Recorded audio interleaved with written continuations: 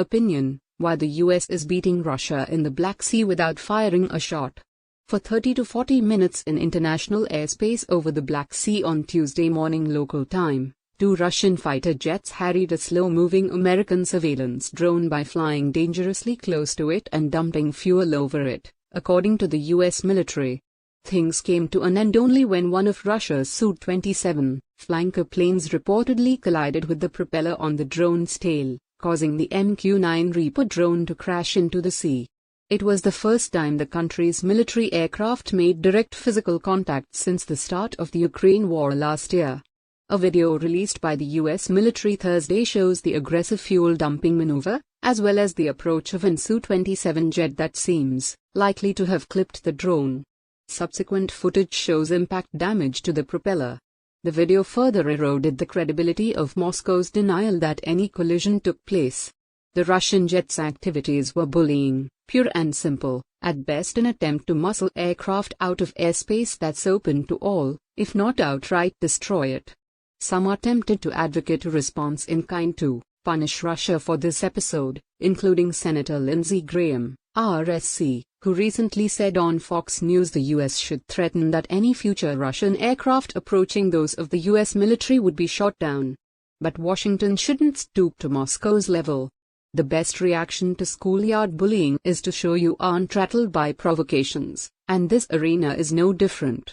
That doesn't mean the US should stop its surveillance flights, both manned and unmanned, over this and other international airspace. In fact, it's essential that the US continue its missions unabated. But an excessively dramatic American reaction could destabilize the current norms surrounding such flights and lead to a tit-for-tat spiral with the Kremlin that could escalate unpredictably. That's something to be avoided unless absolutely essential, particularly because at present these surveillance flights are giving the US valuable intelligence. Russia's military has already been paying the price pretty much daily thanks to the intelligence collection activities of MQ-9 drones and other systems. It would be counterproductive to jeopardize that with a heated response to Russia's bad behavior, something that remains true even though this incident is far from isolated and encounters such as these are likely to increase. In October, the UK said that a Russian Su-27 tailing a British RC-135 Watts plane over the Black Sea fired a missile nearby. Russia said it was an accident. Fortunately, no damage was done. In 2016, Russian bombers buzzed dangerously low over the US destroyer Donald Cook while it was on patrol in the Black Sea. And there was even a 2019 incident where a Russian warship intentionally came within 50 feet of colliding with the USS Chancellorsville, per the US military.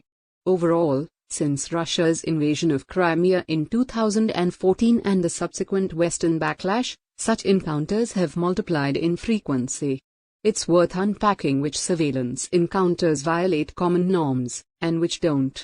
Rival militaries that are not at war routinely shadow each other's activities and intercept each other's aircraft and ships, in other words, send fast planes and vessels to come within close visual range of their adversaries' craft to show they're being watched and kept at bay.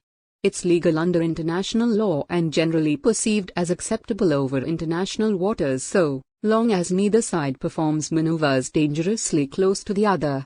Russian pilots often practice safe intercepts in more routine encounters, as do American pilots.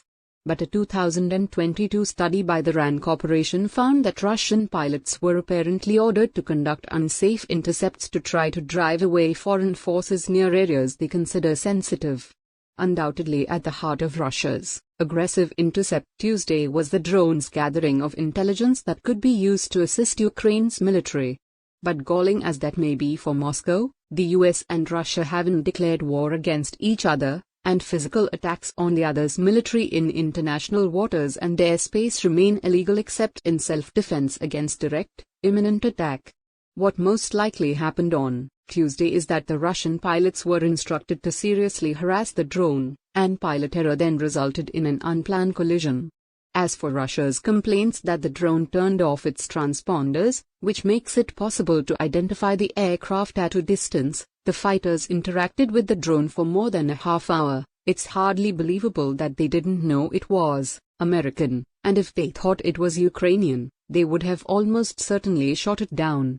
Russia would like to pretend the Black Sea is its personal pond, but these are international waters bordered by Bulgaria, Georgia, Romania and Turkey as well, all but one are NATO members.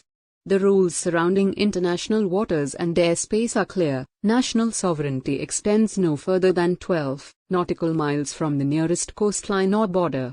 If Russia wants to dispatch nuclear-capable bombers just farther than 12 nautical miles off the coast of Alaska, it can and has done so without major incident. In the current case, Russia is insisting the drone was in an exclusion zone it asserted around Ukraine for its special military operation, that is a full-fledged war of conquest. While countries claim all kinds of additional jurisdictions like exclusive economic zones and air defense identification zones, the 12 nautical mile rule is the only one that has indisputable weight internationally.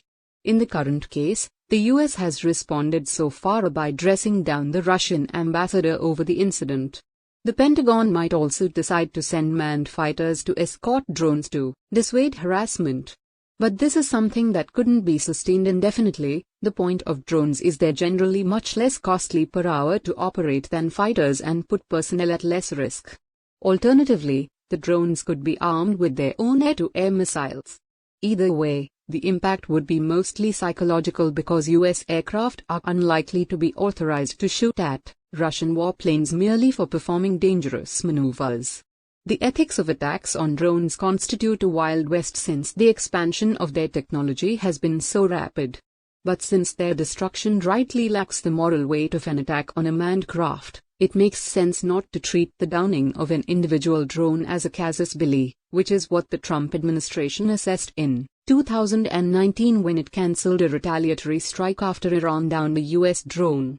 A sustained, deliberate pattern of destructive Russian attacks on drones would merit a response, but that's not the case with the Black Sea collision, yet. For now, the US can and should confidently continue to occupy the high ground from a position of strength, defending a mutual norm which gives the United States, its allies and even its enemies transparency regarding each other's military actions. Thank you for watching my video. For more videos stay connected and must subscribe.